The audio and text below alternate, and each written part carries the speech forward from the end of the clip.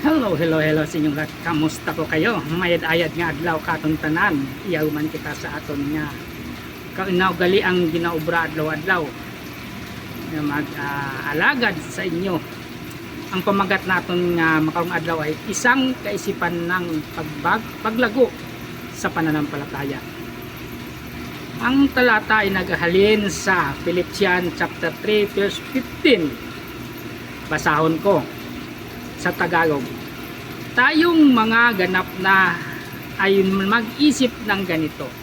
At kung kayo'y may iniisip na iba ay anuman, ihayag din sa inyo ng Diyos. Ayan, doon ba anang ginhambay sa Philippians chapter 3 verse 15. Sa buhay Kristiyano, hindi sapat na tayo ay nagsimula lamang sa pananampalataya. Kailangan din tayong lumago. Si Apostol Pablo ay nagtuturo na ang tunay na ganap ay matured na sa pananampalataya ay may tamang kaisipan, isang kaisipang nakatuon sa patuloy na pagsunod sa paglago kay Kristo. May sa istorya ni sa Philippians may 3 punto kitang pagtalakayon. Unang punto,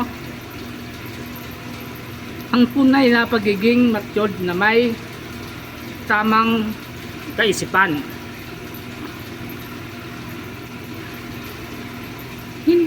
Hindi ito tungkol sa pagiging perpekto, kundi sa tamang direksyon ng puso at isip natin.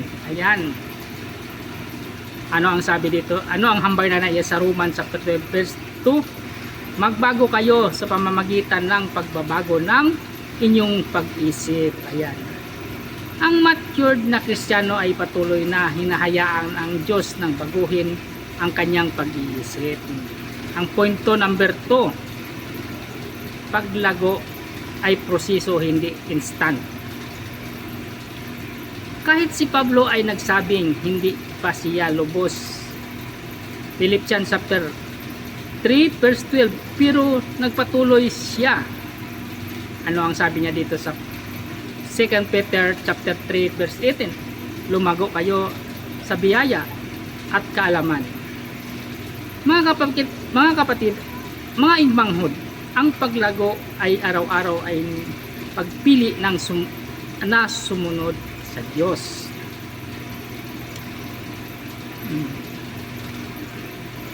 Pangatlong punto,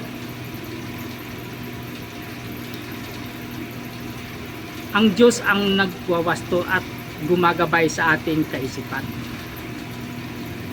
Kapag may maling pananaw tayo, hindi tayo pinapabayaan ng Diyos.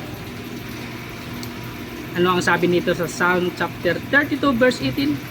Aking ituturo sa iyo ang daan na iyong lalakaran. Ang Diyos ay naghahayag ng katotohanan sa atin habang tayo'y bukas sa Kanya. Ayan, ang 3 punto natin. Aplikasyon o na-aplikasyon. Suriin ang iyong kaisipan. Ito ba ay nakaayon sa Diyos? Pangalawa, maglaan ng oras sa salita ng Diyos araw-araw. At ang pangatlo, maging bukas sa pagtutuwid ng Diyos, huwag maging matigas ang puso.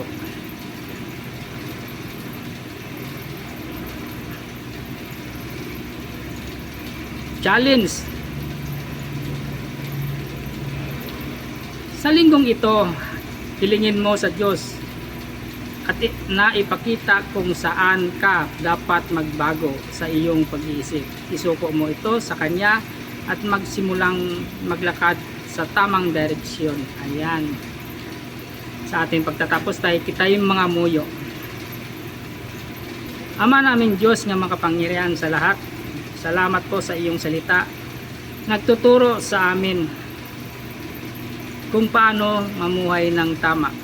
Tulungan mo kaming magkaroon ng kaisipang ayon sa iyong kalooban. Baguhin mo ang aming puso at isip upang kami ang ay lumago sa pananampalataya. Ituro mo sa amin ang tamang daan, bigyan mo kami ng lakas na sumunod sa iyo araw-araw. Ito'y aming dalangin sa pangalan ni Lord Jesus Christ. Amen. Salamat sa inyong panonood. Ingat lagi. God bless everyone sa lahat ng nanood ng video ito. Naway pagpalain kayo ng puong may kapal.